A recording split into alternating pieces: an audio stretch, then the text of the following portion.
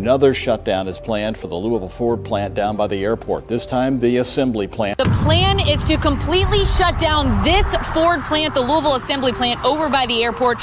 Phil, well, thanks for having me on the show. Look, the last couple of months have been really clear to us. The EV market shrank to about 5% of the U.S. market, but more importantly, the very high-end EVs, the $50,000, $70,000, $80,000 vehicles, they just weren't selling. Ford CEO Jim Farley has just frozen production of the company's most important trucks, leaving nearly 1 million vehicles sitting unsold in storage yards and dealer overflow lots. Picture row after row of gleaming pickups and heavy-duty workhorses stretching to the horizon, not because customers rushed to buy them, but because the assembly lines kept humming long after demand softened.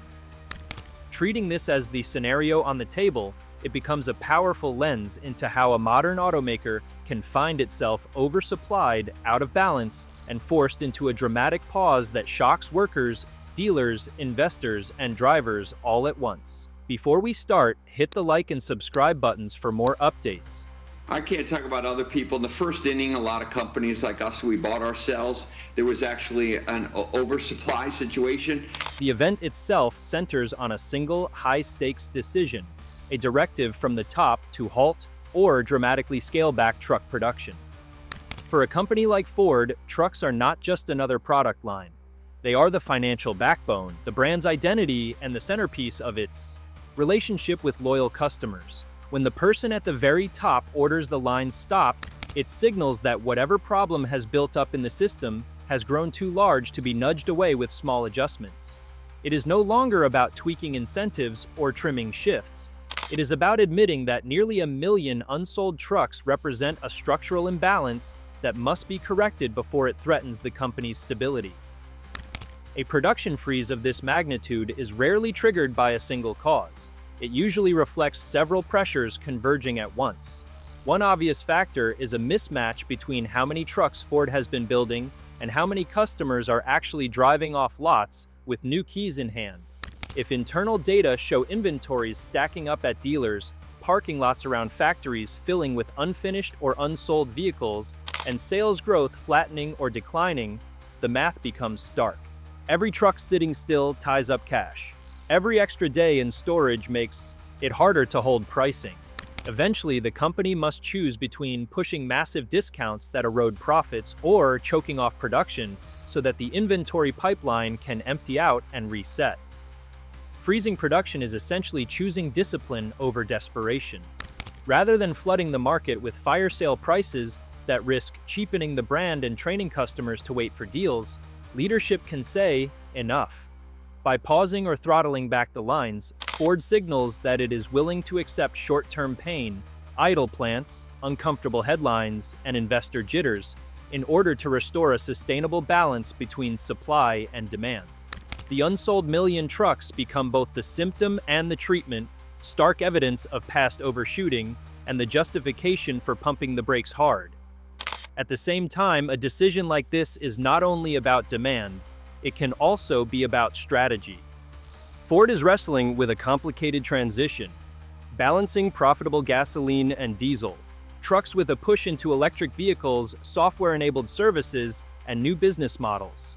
If the company has been pouring resources into traditional truck production while planning a pivot toward new technology, a glut of old platform trucks sitting unsold becomes more than a financial problem.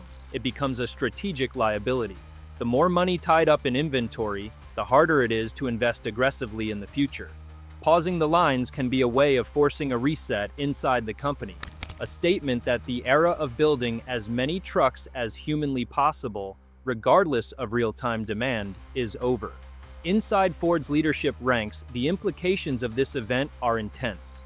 A CEO who freezes production is effectively saying that the existing assumptions about demand forecasting, factory utilization, and dealer ordering patterns were wrong, or at least badly misaligned. That casts a harsh light on the internal systems that feed data up the chain. Were the warning signs about slowing orders and growing dealer inventories ignored, downplayed, or delayed? Did the company's forecasting models rely too heavily on past growth and not enough on shifting economic conditions, higher interest rates, or competition? The freeze forces executives to confront the accuracy of their internal information and the culture around it. Whether people felt safe raising red flags early, or whether optimism and inertia carried the day until the trucks themselves became impossible to ignore. For the workforce, the decision is both clarifying and frightening. Assembly line workers in truck plants are used to the rhythm of steady production, overtime in strong months, and occasional slowdowns during retooling. A production freeze on nearly 1 million unsold trucks, however, carries a different emotional weight. It tells them that there is a surplus so large that their work is temporarily less about building for customers and more about adding to a backlog. The announcement can provoke anxiety about job security, future wages, and the stability of their communities. Even if the company emphasizes that the move is temporary and driven by inventory management, people on the line will worry about how long temporary might stretch. Union leaders, if present, are thrust into a delicate balancing act. On one hand, they know that running factories at full tilt to build trucks that nobody is buying is not sustainable and could weaken the company long term, which ultimately threatens jobs. On the other hand, their immediate responsibility is to protect workers from layoffs, reduced hours, and sudden income shocks. The event forces difficult conversations about alternative arrangements, paid training during downtime, redeploying staff to maintenance or retooling work, or negotiating special provisions to soften the blow of idle shifts. The production freeze becomes a test of how aligned Ford's leadership and workforce truly are when the numbers stop working in their favor. Dealers, meanwhile, are standing in the middle of this storm. They are the ones already staring at crowded lots, crammed with new trucks that cost more to finance. Each week they sit unsold. The presence of nearly 1 million trucks across the network means many dealerships are likely filled beyond their comfort level, paying interest on floor plan loans used to stock inventory while customer traffic slows. When they hear that Ford has frozen production, many will feel both relief and frustration. Relief because at last the fire hose of incoming units is being tightened, giving them a chance to sell through existing stock without being buried in more. Frustration because the freeze is a public admission that the pipeline was pushed too hard, and they have been the ones carrying a significant portion of the financial risk. The relationship between Ford and its dealers is tested in moments like this. Dealers may feel that their warnings about slowing demand were not taken seriously enough. Perhaps they had already been calling for fewer allocations, less pressure to accept units they did not want, and more flexibility to tailor orders to local conditions. The event thus becomes a moment of reckoning over how information flows from the retail front lines back to headquarters. If the freeze is handled with transparency and collaboration, it can become a turning point toward a healthier, data-driven partnership. If not, resentment can deepen as dealers feel they are paying the price for decisions made far away. For customers, the implications are more subtle but still significant. News of a production freeze and an unsold mountain of nearly 1 million trucks can generate confusion. Some might assume that discounts are imminent and decide to delay their purchase, hoping that dealerships will be eager to cut deals just to clear space. Others may worry that a company sitting on so many unsold vehicles is in deeper trouble than it admits, which might undermine confidence in making such a large purchase. Truck buyers, especially those who rely on their vehicles for work, want assurance that the brand they choose will be stable, able to support parts, service, and resale value in the long run. The event puts Ford in the position of carefully explaining why this is a deliberate corrective action, not a sign of collapse. Investors and financial analysts watch all of this with keen interest. Nearly 1 million unsold trucks represent a huge amount of capital tied up on balance sheets and in financing arrangements. The production freeze is a visible step toward reducing that burden, but it also raises hard questions. Analysts will press for clarity on how the company found itself in this position. Was it overly optimistic about demand? Did it misjudge the impact of economic conditions on consumers' ability to finance expensive vehicles? Are there specific problems with certain models, such as quality issues or misaligned features that made them harder to sell?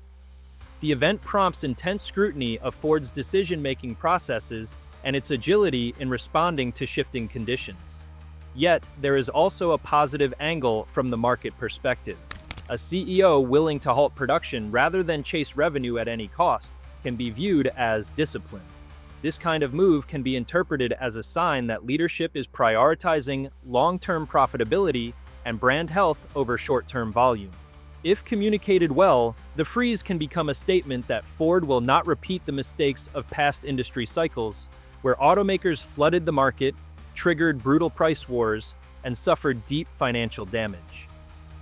The unsold million trucks are alarming, but the decision to stop building more shows a willingness to confront the problem rather than hide from it. Suppliers feel the shock almost immediately. Every truck parked in a storage yard represents components produced by a complex network of companies, makers of engines, transmissions, electronics, seats, glass, tires, and countless smaller parts.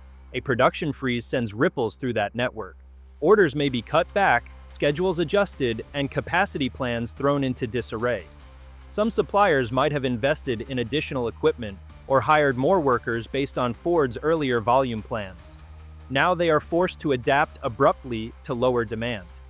The event becomes a stress test for the resilience and flexibility of the entire supply chain that feeds Ford's truck business.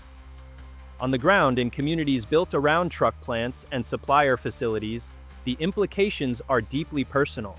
Local businesses, from diners and grocery stores to small contractors, lean heavily on the steady paychecks of factory workers.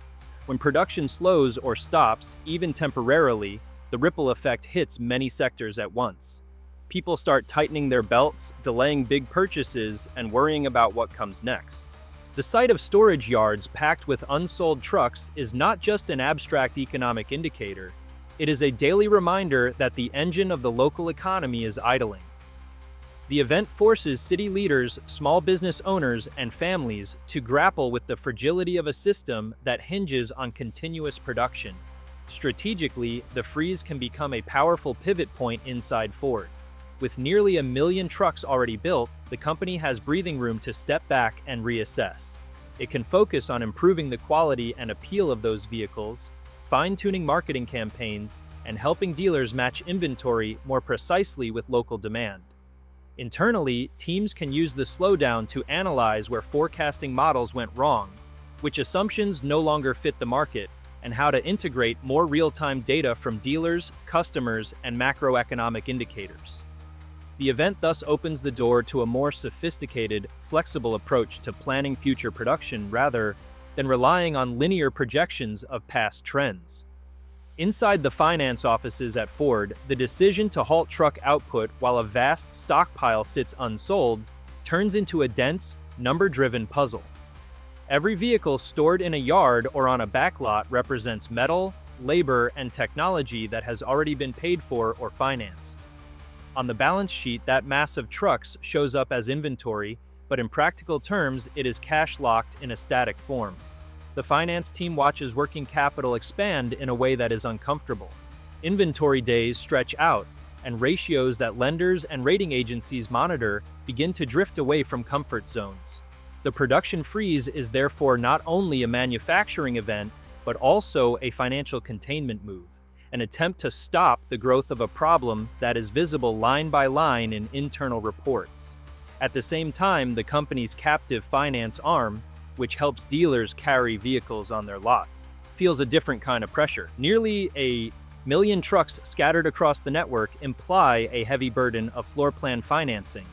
Each unit adds interest costs for retailers that ultimately feed back into the wider financial ecosystem around the brand. As the freeze takes hold, internal teams debate how much relief to offer dealers, how much risk the company itself wants to absorb, and how to structure arrangements so that partners can stay solvent without encouraging careless ordering in the future. These conversations are charged because they sit at the intersection of loyalty, discipline, and survival. Beyond the abstract world of ratios and credit metrics, the actual plants that build the trucks are confronting a strange, tense quiet. Assembly lines designed for relentless motion are either slowed to a crawl or brought to a controlled standstill.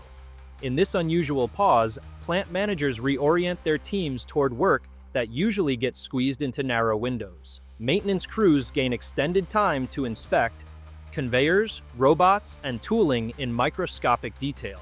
They can rebuild components, recalibrate sensors, redesign work cells for improved ergonomics, and attack nagging quality issues that normally must be addressed on the fly. The freeze becomes, on the shop floor, a forced moment of introspection about how the factories themselves are configured and how they might operate differently when production eventually resumes at a more sustainable pace. Engineers who support the plants also enter a different mode. Instead of racing from one immediate issue to the next, they can gather vast amounts of data from the existing truck fleet in storage and from vehicles already with customers. They examine patterns of minor defects, recurring warranty claims, and feedback from test fleets. The existence of so many identical or similar trucks parked in known conditions is a rare natural experiment. Subtle variations in parts from different suppliers, shifts, or plants can be compared with unusual granularity. The event therefore allows an intense analytical focus on robustness and consistency, even as workers and managers wrestle with the emotional strain of slowed production. In the halls where product planners and marketing strategists sit, the implications of this glut of trucks force new lines of questioning. If so many vehicles remain unsold, there may be a misalignment not only of volume, but also of configuration. Perhaps too many high-end trims were built relative to entry-level work models, or the mix of engines and options does not match what buyers now want. The freeze gives these teams an uncomfortable but valuable opportunity to study which combinations of features pile up in yards and which ones move more readily.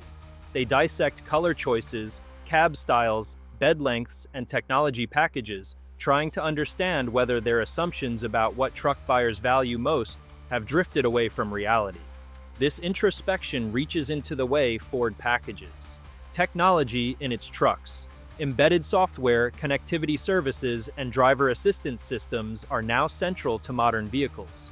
If the unsold stock contains large numbers of trucks bristling with high-tech options, the company must ask whether the way it has communicated those features resonates with its core customer base.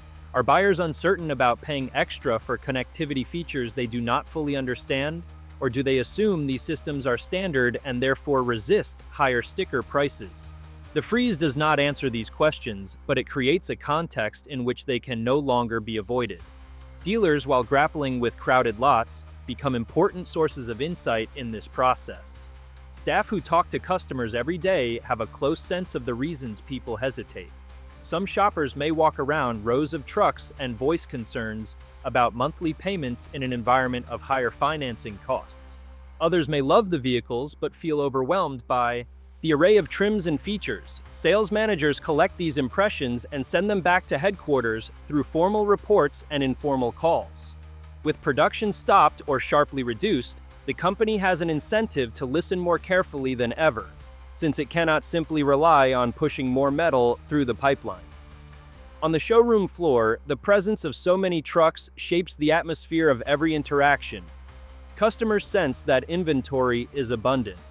Some see this as an opportunity to negotiate hard, while others are suspicious, wondering why there are so many vehicles just sitting.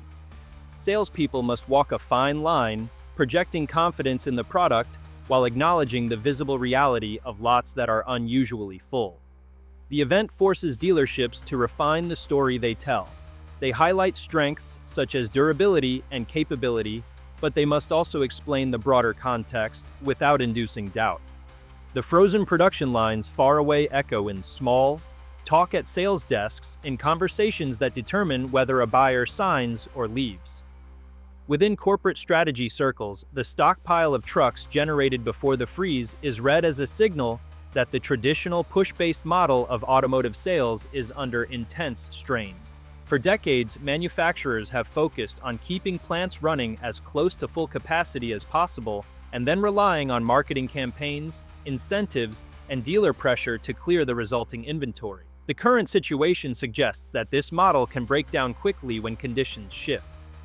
Leaders and strategists explore more demand-sensitive approaches, such as building closer to firm orders, tailoring production to regional patterns with greater precision, or using digital reservation systems to gauge interest before full-scale manufacturing.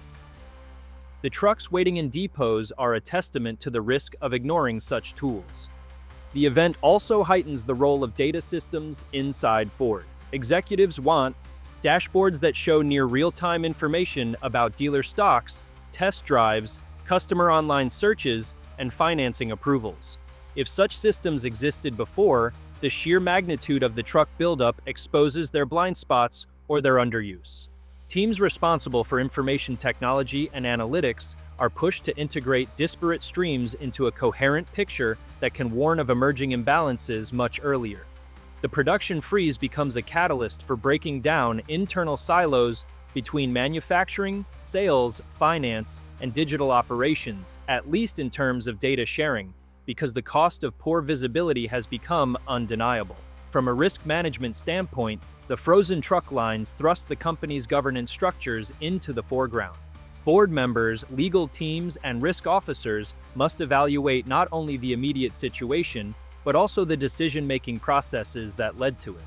They review how risk scenarios were modeled, how contingency plans were written, and whether early warning signals were introduced into regular board-level discussions.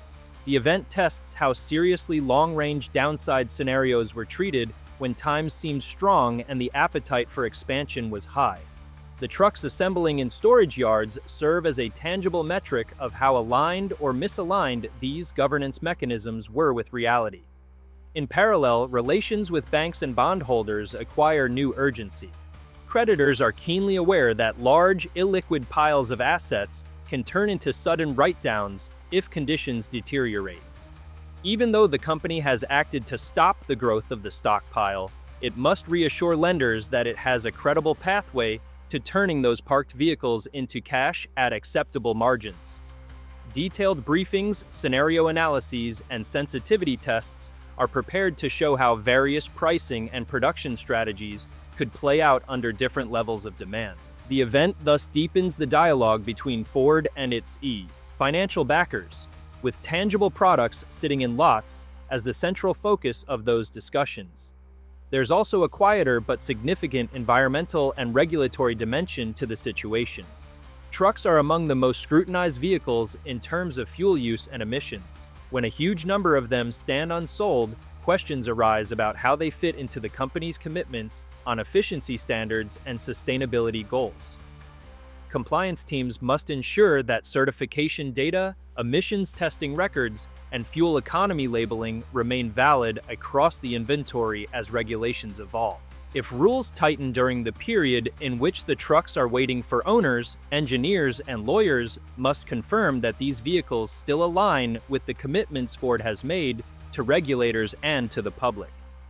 The production freeze, by slowing the flow of new units, focuses attention on this fleet of parked machines and their regulatory profile.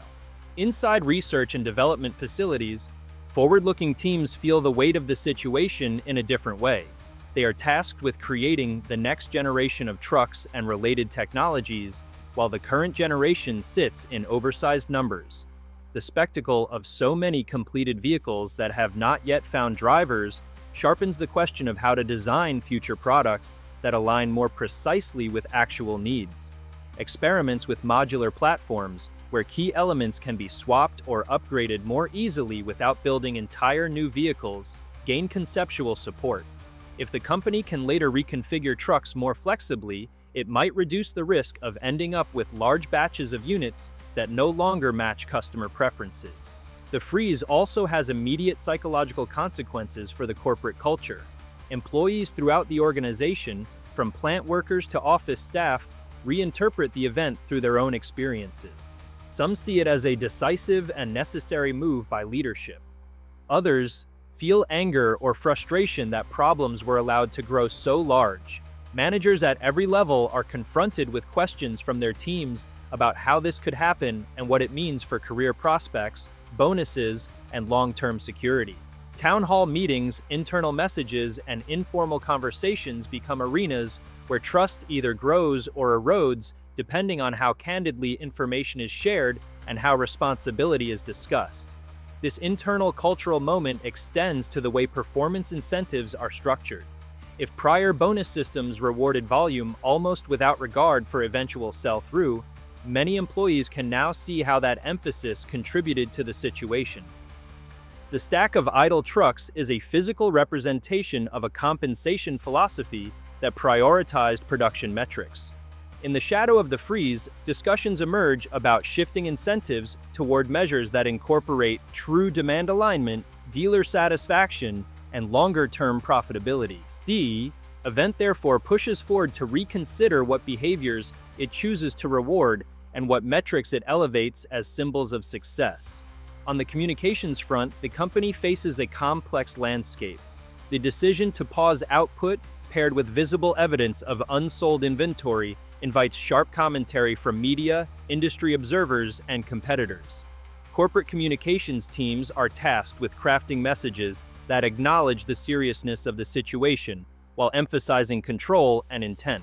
They must support dealers with talking points, prepare leadership for difficult interviews, and monitor social media chatter that can shape public perception in real time. The event becomes a test of whether Ford can project steadiness under pressure without resorting to empty reassurances that ignore what customers and workers can see with their own eyes.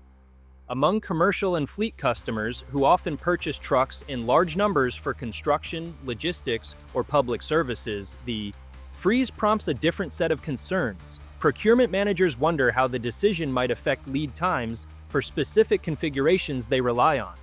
They may question whether this moment signals a risk of future supply disruptions or pricing volatility. The presence of many unsold trucks might suggest an opportunity to negotiate favorable terms, but it also raises questions about model life cycles and support. Ford representatives who handle fleet accounts must navigate these conversations with tact, explaining how the production pause interacts with commitments to reliability and continuity of supply. There is also an international dimension to consider. While the most visible effects may fall on the primary markets for these trucks, Ford operates within a global system of manufacturing and sales. Plants in one country can influence capacity decisions elsewhere. Suppliers that serve multiple regions must rebalance their output. In some markets, the freeze can create uncertainty about whether certain models will remain available or whether factory allocations will change. Even where the trucks themselves are not sold, the event signals to partners and governments around the world that one of the industry's major players is adjusting sharply, and that awareness threads through trade discussions, investment planning, and local economic expectations. Within academic and industry research circles that study operations and supply chains, analysts look at this event as a rich case study. They examine how forecasting techniques, incentive structures, and cultural factors combine to allow production to run past the point where demand justified it. They study how quickly the company recognized the imbalance and how decisively it acted once the problem became undeniable. While this analysis happens outside of Ford, its conclusions often find their way back into corporate consulting presentations and internal training programs. The unsold trucks and the frozen lines become reference points in a broader conversation about how complex organizations manage uncertainty. Back inside Ford, human resources leaders grapple with the human side of the pause. In affected plants, employees may be offered retraining opportunities, redeployment to different operations, or voluntary time-off programs. The freeze prompts a reevaluation of the skills that will be most valuable as the business model evolves. If the company plans to lean more heavily on software, data analysis, and advanced manufacturing techniques in the future, this is a moment to identify workers who can be upskilled. Training programs that may have been peripheral become more central, framed not merely as benefits, but as necessary tools for resilience in a volatile business. At the tactical level of daily operations, logistics teams face a different kind of challenge. Moving and storing nearly 1 million trucks is a complex undertaking. Yards must be organized so that vehicles remain accessible, protected, and properly maintained while they wait for buyers. Preventive care is needed to keep batteries charged, tires in good condition, and electronic systems healthy. Records must track exactly where each unit sits and in what condition. The production freeze does not eliminate this work. If anything, it intensifies it. Instead of focusing on a smooth flow from plant to dealer, logistics experts must manage a static but massive population of vehicles and ensure that, when demand appears, the right units can be dispatched quickly. Insurance and risk coverage also take on added importance. Large concentrations of valuable inventory in specific locations raise concerns about weather events, theft, or other hazards. The company must review its coverage limits, security measures, and contingency plans. The event encourages a fresh look at how vulnerable these storage arrangements might be to disruptions, and whether diversification across locations or additional protective measures are needed. The trucks clustered together are not only financial assets, they are also potential points of concentrated risk that require careful stewardship.